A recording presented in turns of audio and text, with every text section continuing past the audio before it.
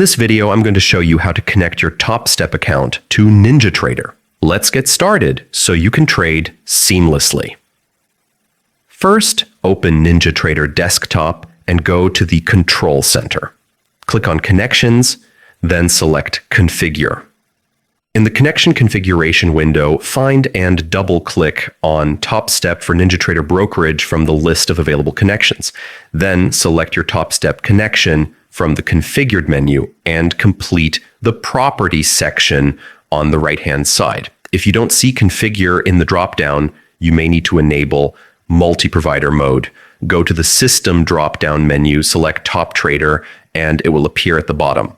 Important tip, if you're connecting only to your Topstep account on NinjaTrader desktop, do not enable plugin mode. If bridging connections, first connect via RTrader Pro with all plugins enabled, then connect NinjaTrader desktop with plugin mode activated. And that's it. Your Topstep account is now connected to NinjaTrader. If this video helped, like, subscribe, and comment below with any questions.